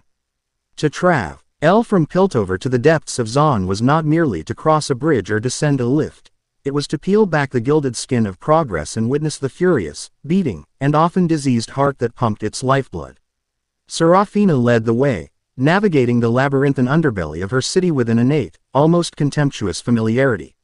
She moved like a native predator, her vibrant pink hair a defiant slash of color against the perpetual gloom. Naruto followed, a silent observer, his indigo robes a pocket of impossible calm amidst the churning chaos. They left the tense neutrality of the boundary markets behind, plunging into a realm where the very air was a tangible entity. The Zon Gray, the locals called it. It was a thick, ever-present chem fog that smelled of rust, damp stone, ozone, and 1,000 unidentifiable chemical processes. It clung to the lungs, painting the world in shades of muted gray and sickly green, a constant reminder of the city's industrial metabolism. The only vibrant colors came from the unnatural bioluminescence of strange fungi clinging to dripping pipes, or the lurid, flickering neon signs advertising everything from augmented limbs to bowls of sump noodle soup. The city was a vertical jungle of corroded iron and scavenged Piltovan steel. Walkways and platforms were bolted precariously onto the sheer canyon walls, creating a multi-layered world of bewildering complexity. Below them, the abyss was a dizzying spectacle of distant lights and rising steam, a place where things, and sometimes people, simply disappeared. Above, the distant, unreachable silhouette of Piltover was a mocking promise of sunlight, a promised land, visible but forever out of reach. The constant sound was a symphony of decay and ingenuity, the rhythmic drip. Drip drip of chem waste from leaking conduits, the distant groan of massive, unseen machinery, the hiss of pneumatic pistons, and the cacophony of voices, arguments, and laughter echoing through the canyons. Yet, Naruto felt no revulsion. Where a Piltovan saw only filth and squalor, he perceived a ferocious, indomitable life force. He saw the ingenuity in a wind turbine fashioned from scrap metal, powering a single family's home. He saw the community in a group of children laughing as they chased a swarm of glowing chem moths. He saw the art in the intricate, vibrant graffiti that covered every available surface. A defiant scream of existence against the crushing weight of the city above. The flow of Zon was chaotic, toxic, and born of pain, but it was undeniably, fiercely alive. It was a city of survivors, of innovators, of people who had learned to breathe poison and call it air. Serafina glanced back at him, her bright blue eyes analytical. She had expected disgust, or perhaps a patronizing pity. She saw neither in his expression. She saw only a quiet, profound attention. "You're not holding your breath, Sage," she observed, her voice cutting through the industrial din. "Most topsiders come down here looking like they've sniffed sour milk." "Your air tells a story," Naruto replied, his gaze sweeping across a family tending a small hydroponic garden of glowing moss on their rusted balcony. "Of struggle, yes, but also of adaptation, of a will to live that is stronger than the poison itself. It is a harsh story, but an honorable one." His words, simple and without artifice, struck a chord deep within her.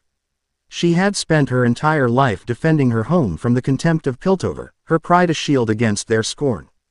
To hear this outsider, this Ionian mystic's peak of her city with something akin to respect was a novel, and deeply unsettling, experience. It chipped another piece from the cynical armor she wore so carefully. "Honor doesn't fill your belly or pay for anti-tox filters," she retorted, the words a conditioned reflex. But they lacked their usual biting conviction. She turned away before he could see the flicker of confusion in her eyes. "Our lead is this way. Try to keep up." Their destination was a shop belonging to an alchemist named Tiber. According to Serafina's sources, a significant quantity of a highly refined neurocatalyst, a key ingredient for the kind of bespoke poison that had killed Valdi, had passed through Tibor's hands a few weeks prior. His establishment was tucked away in a cramped, claustrophobic sector of the Entrezel district. A place where the steam was thicker and the shadows deeper. The shop, Tibor's Titrations, was announced by a buzzing neon sign that was missing the T and the O. The interior was an alchemist's fever dream. Shelves overflowed with dusty jars containing things Naruto couldn't begin to identify. Pickled sump eels with entirely too many eyes, dried herbs that shimmered with an unnatural light. Bottled gases that roiled with angry colors. Glass beakers and copper alembics bubbled and hissed over open flames, connected by a maze of twisting tubes, the whole setup looking like it could detonate at the slightest provocation. The air was a dizzying cocktail of 100 different chemical reactions, a smell so complex it was almost a physical blow. Behind a counter cluttered with mortars, pestles, and stained measuring scales stood Tiber himself. He was a small, twitchy man with ink-stained fingers and large, magnifying goggles perched on a balding head. His own energy was a frantic, paranoid buzz. A hummingbird trapped in a cage of his own making. He was terrified of everything. Of his volatile concoctions, of his dangerous clientele, and most of all, of the woman who had just walked into his shop. "Serafina," he squeaked, his hands instinctively dropping below the counter, likely towards a panic button or a hidden chem sprayer. An unexpected pleasure. To what do I owe the honor? A new batch of silver weave solvent, perhaps. I have a particularly fine vintage. Serafina leaned against the counter, her expression one of bored impatience.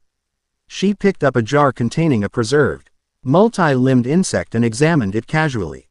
"Cut the rot, Tiber. You know why I'm here. Let's talk about your recent sale. A hex-grade neurocatalyst. Very rare, very expensive. You sold it 2 weeks ago."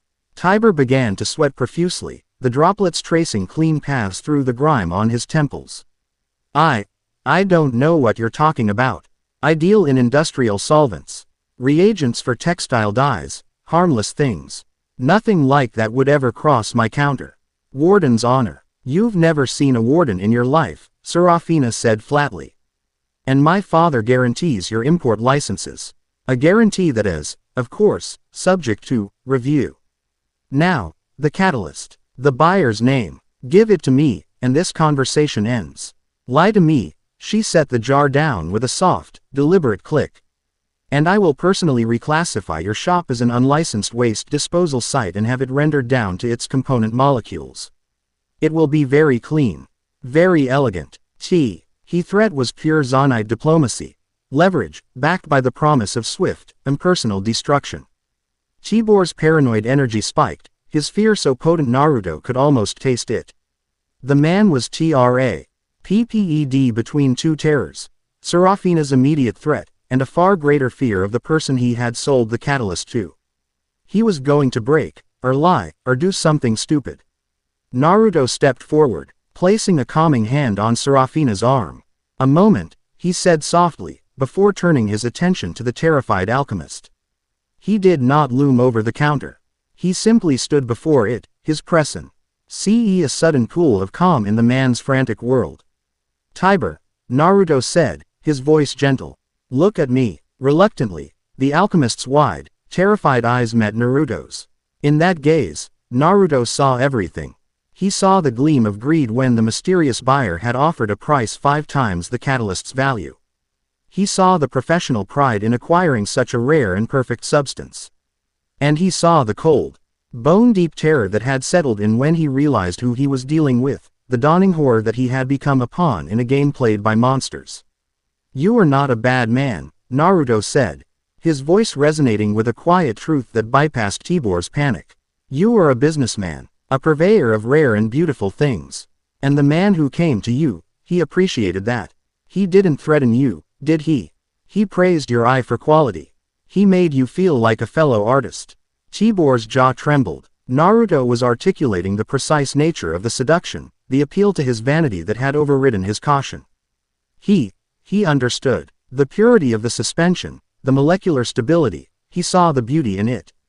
He wasn't like the others, the thugs who just want things that go boom. And now you fear him. Naruto continued, his voice full of empathy. Because you know what that beautiful thing you sold him will be used for. You feel the disharmony of it. The stain on your hands. That is why you cannot speak his name. Not because of Serafina's threat, but because you are afraid of what he represents. Serafina watched, her arms crossed, her expression a mask of grudging fascination. Naruto was dismantling the man's defenses from the inside out, not with threats, but with a scalpel of pure, unnerving empathy. He will kill me, Tiber whispered, tears welling in his goggled eyes. If he knows I talked. Silco's power comes from the shadows, Naruto said, using the name for the first time, watching for the alchemist's reaction. A violent flinch confirmed it. He thrives on fear and secrecy. But Serafina's father is a chem baron. His power is known. It is a tangible force in this city. Which shadow is darker? Which power is more real? You have a choice, Tiber. You can remain a victim of the ghost you fear, or you can align yourself with the tangible power that stands before you. Help us, and the full protection of House Zevian will fall upon you. A new shop, a new identity, far from here. A clean slate. That is not a threat. It is an offer, a chance to restore your own harmony. The choice was laid bare. Fear of the unknown versus the promise of a concrete salvation. Tiber stared at Naruto, then at the powerful, silent figure of Serafina, who gave a slow, deliberate nod, ratifying the offer. The alchemist took a shuddering breath, the dam of his terror finally breaking. He didn't give a name, Tiber blurted out, the words tumbling over each other in a frantic rush. He never does. But the payment, it was made in Piltovan sunstones, the old kind, perfectly calibrated. The kind used in high-end clockwork. People talk. They say there's a clockmaker, a genius from up top who fell from grace. Lives down here now. He's obsessed, trying to build something. An automaton. One that's truly alive. Everyone knows he's the one who supplies Silco's inner circle with their most specialized tech. They say his workshop is in the old reclamation sector, near the Great Chasm. A place no one goes. He scribbled an address, a sector and level designation, onto a piece of parchment with a trembling, ink-stained hand. That's all I know. I swear it. Now get out, please, before he senses you've been here. Serafina took the parchment, her face grim. As they stepped out of the cluttered shop and back into the Zangre, she looked at Naruto, a new, complex emotion in her eyes. It was a cocktail of respect, frustration, and a deep, unsettling curiosity. My way would have worked eventually, she said, her voice defensive. Yes, Naruto agreed. You would have broken him. I simply showed him how to mend himself. The reclamation sector was a graveyard. It was a place where the grand failures of Piltovan progress were laid to rest, a vast, silent canyon filled with mountains of discarded machinery, obsolete hextech, and the skeletal remains of failed architectural projects. The air here was different, thick with the smell of decay and forgotten dreams. It was profoundly quiet, the usual symphony of Zon muffled by the sheer mass of junk surrounding them. Following Tibor's directions, they found the workshop. It stood apart from the mountains of refuse, a strangely clean, orderly structure of reinforced steel and thick plate glass, looking utterly alien in the surrounding decay. Unlike the rest of Zon, there was no graffiti on its walls, no rust, no makeshift additions. It was a hermetically sealed world, a fortress of obsessive order against the encroaching chaos. The moment they approached, Naruto felt a profound shift in the energy of the place. The vibrant, chaotic flow of Zon stopped at its perimeter, repelled by the workshop's own aura. The flow within was one of profound, suffocating grief, a current of single-minded, desperate obsession that cycled endlessly upon itself, and beneath it all, a life force so faint, so fragile, it was like the last ember of a dying fire. The door slid open before they could knock, revealing a man who seemed to be a physical embodiment of the workshop's energy. He was tall and painfully thin, with a gaunt face, haunted eyes, and graying hair that fell in lank strands over his forehead. He wore a stained leather apron over a simple tunic, his hands long, elegant, and stained with oil and something that looked like dried blood. This was Korin Revek, the clockmaker. "What do you want?" he asked, his voice a dry, tired rasp. He looked at Serafina with immediate hostility. "I have no business with the barons. Take your turf war somewhere else." "We're not here for a turf war, Korin," Serafina said, her tone unusually cautious. The sheer weight of despair coming from the man was palpable even to her. Korin's tired eyes shifted to Naruto. "And who is this?" "Another one of Silco's mystics. Come to offer me false hope and take what little I have left." Before Naruto could answer, his perception was drawn past the man, to a closed door at the back of the workshop. Behind it came the source of that flickering, fragile life force. It was a presence of immense pain, held at bay by the frantic, clicking rhythm of a dozen delicate machines. "We are looking for Silco," Naruto said, his voice soft, his gaze fixed on that back room door. "We know you supplied him with a catalyst."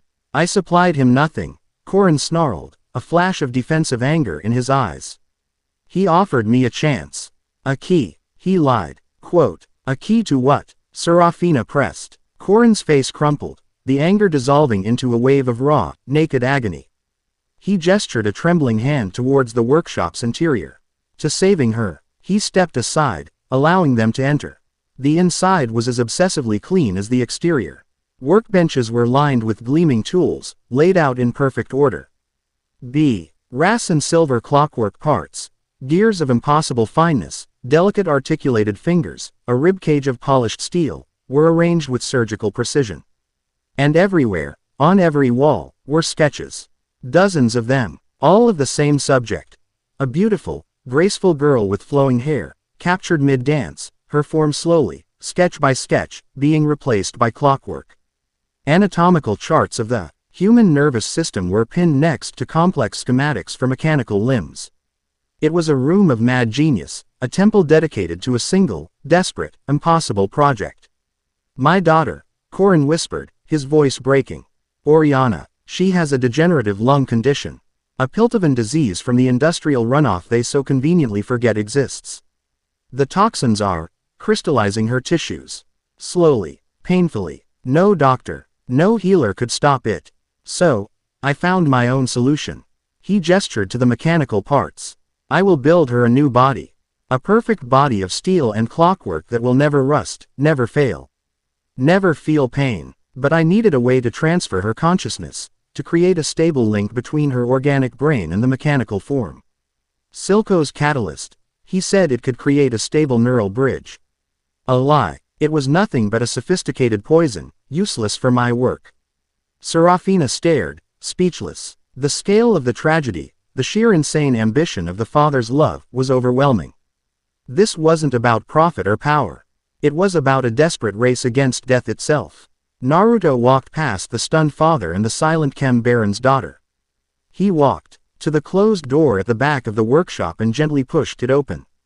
The room within was a stark contrast to the obsessive order outside. It was a sick room, filled with the sterile smell of antiseptic and the faint, sharp smell of ozone from the array of clicking, whirring machines that surrounded the bed. And on the bed lay Oriana. She was pale as porcelain, her breath a shallow, rattling whisper, her body terrifyingly frail. But her eyes, which fluttered open as Naruto entered, were bright and startlingly aware, holding a spark of keen intelligence that defied her failing body.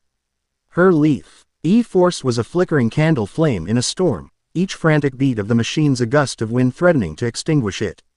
The energy in the room was a knot of pain, a constant, grinding disharmony. As Naruto stepped closer, Oriana's eyes fixed on him. A small, weak smile touched her lips. She could feel it. His presence was like the sun breaking through the perpetual Zon gray. His calm, powerful, vibrant life force was a soothing balm on her own frayed and painful energy. "You're warm," she whispered, her voice barely audible over the clicking of her life support. Korin and Serafina stood in the doorway, watching. Afraid to breathe, Naruto pulled a small stool to her bedside and sat.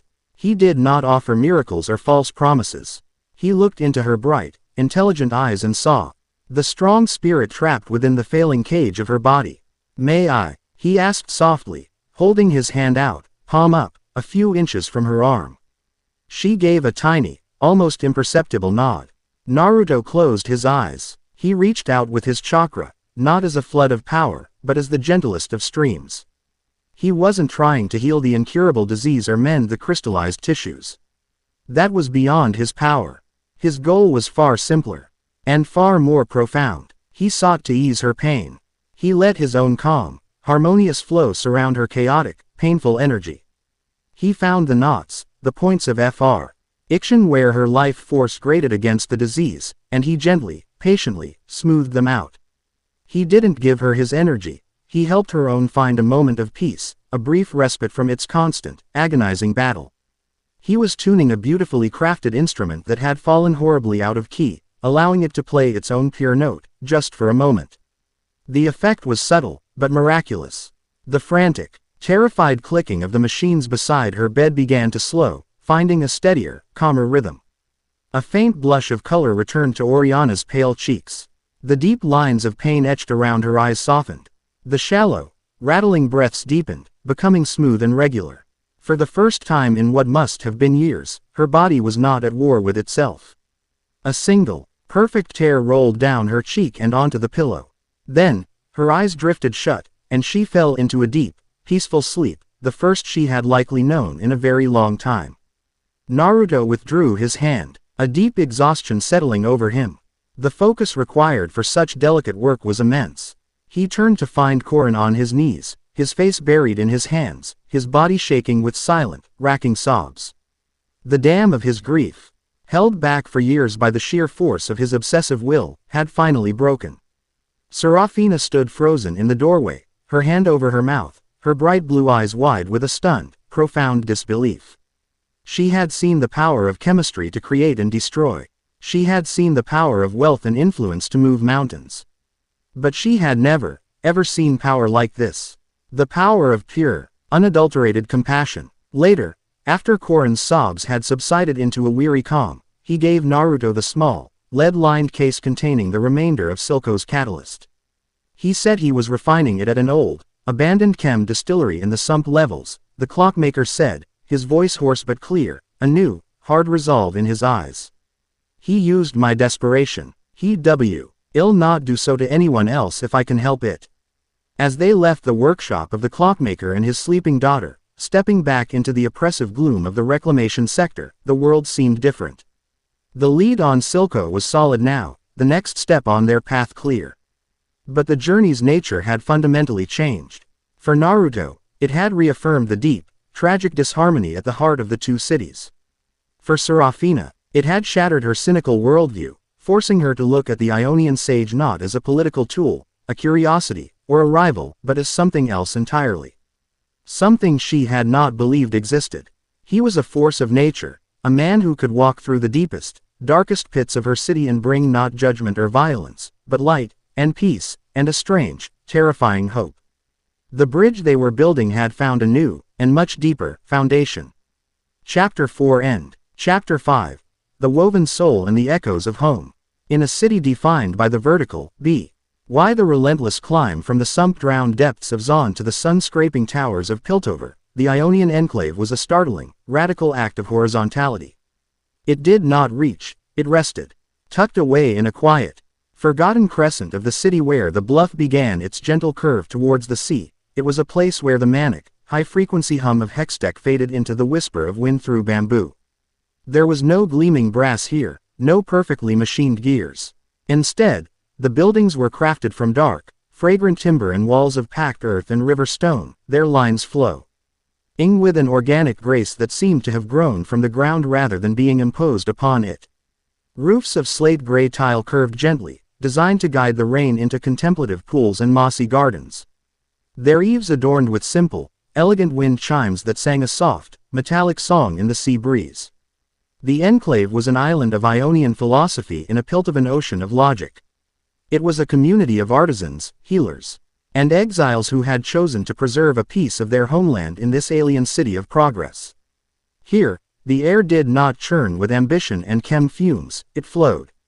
Scented with the clean aroma of pine needles from meticulously tended bonsai, the spicy sweet smell of incense smoke curling from ceramic burners, and the earthy fragrance of damp soil. It was a pocket of harmony carved from the heart of dissonance. Tonight, that quiet harmony was amplified, imbued with a soft, expectant glow.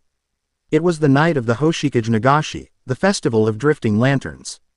It was a time to honor the past, to release regrets, and to send wishes for the future into the embrace of the twilight. Paper lanterns of every shape and color, hand-painted with images of cranes, koi fish, and blooming lotus flowers, hung from every eave and tree branch, their inner candles not yet lit, waiting. Naruto stood in the central courtyard, a space of raked white sand and strategically placed stones. Making a final inspection, he had traded his usual indigo robes for more formal festival attire, a deep, forest green haori jacket worn over a simple gray kimono, the fabric soft and unassuming. He moved with a practiced ease, his presence the calm center around which the quiet bustle of the festival preparations revolved. He was not just the sage diplomat here, he was a son of this culture. And hosting this event was both a diplomatic duty and a personal balm for his soul. He had invited them all, his new, strange, and powerful collection of Piltovan and Zonite acquaintances. It was a risk, a deliberate mixing of volatile chemicals he knew could explode. But it was also a necessity.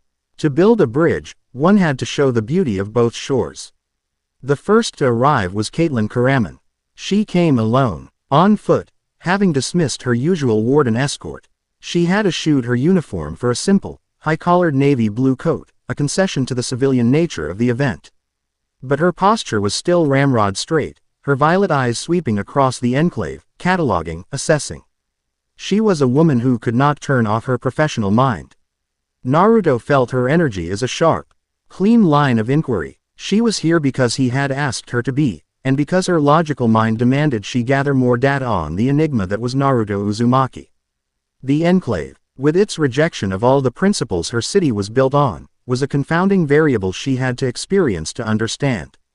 "Sage diplomat," she said, her voice crisp as she offered a stiff, formal nod. "This is a remarkably well-ordered community. The security patrols must be very efficient to maintain this level of tranquility." Naruto smiled, a genuine warmth in his eyes. She saw the world through the lens of a sheriff. "Our only patrol is the wind, sheriff. And our only security is a shared understanding. There is nothing here worth stealing, and a peace that is too much trouble to break." He gestured for her to walk with him. "Welcome to my home away from home." The second guest was Eleonora Vane. She arrived in her silent, gyroscopically stabilized carriage, which seemed an almost Saint vulgar display of technology in this place. She emerged like a queen visiting a foreign province, dressed in a stunning, form-fitting gown of crushed violet silk that seemed to shimmer in the twilight. Her energy was a complex, shimmering web of perception. She saw everything Caitlyn saw, the order, the peace, but her interpretation was entirely different. She saw influence. She saw a community so cohesive, so self-assured. that it existed as a sovereign entity within the city's walls. This was not a collection of immigrants, it was a cultural embassy, and Naruto was its masterful ambassador. Naruto, she greeted him. Her voice a smooth, cultured melody. She had dropped his title, a subtle shift towards a more personal footing. This is a masterstroke. In a city that screams its own importance. You have created a space that derives its power from whispering. The council could learn a great deal from the economics of serenity. We merely offer a different measure of wealth, Eleonora, Naruto replied. His gaze appreciative of both her beauty and her sharp, political mind. Welcome. The final guest arrived last, a discordant note in the gentle symphony of the enclave. Serafina Zevian stood at the entrance, hesitating. Looking profoundly out of place. Her practical Zonite leathers and vibrant pink hair were a stark rebellion against the muted, earthy tones of her surroundings. She was a creature of chem-light and industry, and the natural, unforced beauty of the enclave seemed to make her defensive. Her flow was a tangle of cynicism, defiance, and a deep, buried curiosity she would never admit to. She had come because the memory of what she had witnessed in Oriana's room, that impossible, gentle miracle, had haunted her. She needed to understand the source of that power, even if she had to wade through what she assumed would be a mire of mystical nonsense to do it. Sage, she said, her tone laced with a familiar, sarcastic bite. Nice garden party. I hope I didn't miss the ritual sacrifice. Caitlyn's eyes narrowed at the flippant comment, a flicker of Piltovan disdain for the Zonite upstart. Eleonora simply watched, amused, a biologist observing the interaction of two different, hostile species. Naruto's smile didn't falter. The only thing we sacrifice here is our cynicism, Serafina. And only for an evening. I'm glad you came. His acceptance was so complete, so without judgment, that it disarmed her sarcasm before it could even land. She grunted a noncommittal response and followed the group, her hands shoved deep into her pockets. Naruto led them through the heart of the festival. He didn't lecture or preach. He simply let them experience it. They passed a musician sitting on a smooth, flat stone, playing a shakuhachi, a bamboo flute whose haunting, breathy notes seemed to speak of wind and loneliness. They observed a tea master performing a silent, graceful ceremony, each movement a study in mindfulness and precision. Caitlyn, a woman of precision herself, found a grudging respect for the discipline it required. Eleonora noted the value of ritual in creating social cohesion. Serafina just thought it was a dreadfully inefficient way to get a drink. They walked through a grove where artisans were putting the final touches on the lanterns, painting delicate calligraphy onto the thin paper. Naruto explained the meaning. We do not pray for fortune or favor. We send messages to those we have lost, we release burdens we no longer wish to carry, or we give form to a quiet hope. It is not about changing the world. It is about finding your own place within its flow. The three women listened, each processing his words through her own unique filter. For the first time, they were not rivals or political actors. They were simply guests, brought together by their shared connection to the strange man who walked so easily between their worlds. A quiet, unspoken truce seemed to settle between them, born of the enclave's pervasive peace. Finally, Naruto led them to a quiet pavilion at the edge of the enclave, overlooking the sea. The structure was open, its wooden beams worn smooth by salt and time.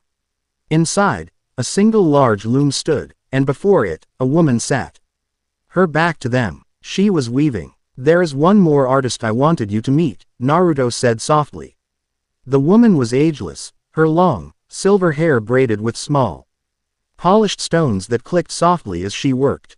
She wore simple, undyed linen robes. She did not turn as they approached, her entire being focused on the great tapestry taking shape on the loom. It was a magnificent piece of work, a swirling abstract of deep blues, vibrant greens, and shimmering silver threads. This is Lyra, Naruto introduced her. She is a soul spinner. Caitlyn saw an intricate pattern, a testament to incredible skill and patience. Eleonora saw a luxury good, an artifact of immense value due to its unique craftsmanship. Serafina, a chemist at heart, saw the complex dyes, the impossible vibrancy of the colors, and wondered at their chemical composition. They all saw a beautiful object. Naruto saw its soul. He stepped forward, his eyes closing for a fraction of a second as he activated his sage's perception to its fullest extent. To him, The tapestry was not a flat, woven object. It was a living, breathing landscape of energy. The threads were not just silk and wool. They were infused with the life force of their source. The deep blue from the petals of a moonlight bloom held the memory of the night sky. The vibrant green from the moss on an ancient stone carried the echo of centuries of slow, patient growth. And the shimmering silver threads, they were something else entirely. They were spun with pure spirit, with captured emotions, with the very echoes of the weaver's soul. He could feel the story she was telling. It was not a narrative of people or events, but of pure feeling. He saw a great, ancient sorrow woven into a section of weeping willow leaves, a profound, quiet grief that resonated with his own past losses. He saw a burst of unadulterated joy in a patch of silver thread that depicted the glint of sun on water. The sorrow of the willow tree is particularly strong today, Lyra, Naruto said, his voice soft, almost a murmur. But you have perfectly captured the joy of the first thaw after a long winter. The balance is exquisite. The weaver's hands stilled. The soft clicking of the stones in her hair ceased. Slowly, she turned. Her face was serene, her eyes the color of a pale, misty dawn. They were eyes that looked at the world differently, that saw the invisible currents he saw, and as they fell upon Naruto, they widened with a shock of profound, utter recognition. It was the look of a person who has spent their entire life speaking a language no one else understands, only to suddenly hear it spoken back to them perfectly. You can see it, she whispered, her voice like the rustle of dry leaves. It wasn't a question. It was a statement of fact. I can feel it, Naruto corrected gently. You do not just weave with thread. You weave with memory, with spirit. It is the truest art I have ever seen. Caitlyn, Eleonora, and Serafina watched this exchange in stunned silence. They could not comprehend the meaning of the words, but they could feel the weight of them. They were witnessing a conversation that was happening on a plane they couldn't access. They saw the calm, powerful diplomat suddenly connect with this quiet weaver on a level that was deeper and more immediate than any connection he had made with them. A subtle, unspoken shift occurred in the pavilion. They were no longer the focus of his attention. They were onlookers to a meeting of two souls who spoke the same impossibly rare language. Lyra rose from her stool and approached Naruto. She reached out, her fingers not touching his skin, but hovering just above his hand. He did the same, his palm facing hers. To the others, they were simply holding their hands near each other. But Naruto and Lyra could feel the resonance, the gentle hum of two perfectly tuned life forces acknowledging each other. The threads of your own spirit are very old, Lyra murmured, her eyes seeing the tapestry of his soul. They are bright with the sun, but heavy with the salt of many tears. You are a bridge between worlds. And you are a chronicler of them, he replied. A complete, perfect understanding passed between them in the silence that followed. The moment was broken by the distant, resonant sound of a large temple gong, signaling the start of the lantern ceremony. The spell was broken. Lyra gave Naruto a small, knowing smile and returned to her loom. As they walked back to the central courtyard, the three women were unusually quiet, each lost in her own thoughts. Caitlyn was re-evaluating everything. This flow and harmony he spoke of wasn't just a philosophy, it was a tangible sense he shared with others of his kind. Eleonora saw a new dimension to his power, one that could not be bought or legislated, a spiritual authority that was profoundly compelling. And Serafina, for the first time, she felt a pang of something she could only identify as envy. An envy for a connection so deep, so effortless, it made her own world of cynical transactions and hard-won alliances feel shallow and cold. In the courtyard, everyone gathered. Unlit lanterns and brushes were laid out on low tables. Naruto handed one to each of his guests. Caitlyn hesitated for a long moment, then with deft, precise strokes, she painted a simple, stylized shield, the insignia of a fallen warden. Her first partner. She said nothing, but Naruto could feel the quiet, disciplined grief she released with the image. Eleonora took a brush, her movements elegant and practiced. She wrote a single name, Marcus, and beneath it, a short line from a Piltovan poet about a beacon in the night. It was a rare, public glimpse into the genuine love that still anchored her ambition. Serafina stared at her blank lantern, the brush feeling alien in her hand. What could she, a Zonite Chem Baron's daughter, possibly wish for? Her world was about taking, not wishing. Then, with a sudden, defiant motion, she painted a single, complex chemical formula, the formula for the bioluminescent algae she had shown Naruto in the tea house. It was not a wish for peace or prosperity. It was a wish for her own genius to be realized. It was the most honest prayer she could offer. Naruto took his own lantern. He did not write a name or paint a symbol. He simply closed his eyes, placed his hand on the paper, and infused it with a feeling, a complex, bittersweet swirl of love and loss for the faces he could barely remember, for a village that was a world away, for a past he had left behind to forge a new future. One by one, they lit the candles within and released the lanterns. They rose into the twilight, a silent, drifting constellation of regrets and hopes, joining the dozens of others from the enclave. They watched them float upwards, past the dark timber roofs, a fragile, beautiful offering to the cold, uncaring sky between Piltover and Zon. For a moment, standing there in the shared, silent beauty of the ritual, the four of them were not a sheriff, a counselor, a chemist, and a sage. They were just people, standing under a sky of drifting lights, bound by the strange, powerful currents of fate that had brought them all into the orbit of the Ionian Diplomat. As the guests departed, each offering a quiet, more thoughtful farewell than their arrival, Naruto was left in the courtyard. The last of the embers from the festival dying down, Lyra approached him from the shadows, holding a small, woven pouch. "For the bridge builder," she said, pressing it into his hand. "The threads are spun from the moss that grows on the northern face of the temple stones. It remembers the cold, but it also remembers the dawn. It will help to keep you anchored when you walk in the shadows." Naruto opened the pouch. Inside was a simple, woven bracelet of deep green and silver thread. He slipped it onto his wrist. He could feel the quiet, steadying energy within it, a piece of the enclave's peace he could carry with him into the coming storm. "Thank you, Soul Spinner," he said, his voice filled with a gratitude that went deeper than words. She simply nodded and disappeared back towards her pavilion, leaving him alone under the stars. The lead from Korin Revek, the thread of Silco, the simmering tensions of the two cities, they would all be waiting for him in the morning. But tonight, he had shared a piece of his soul and had it recognized. He had found an echo of home in the most unlikely of places, and it had given him a strength he knew he would desperately need. Chapter 5 End. The End. I hope you enjoyed this episode. Remember to subscribe and like this video. See you in the next video.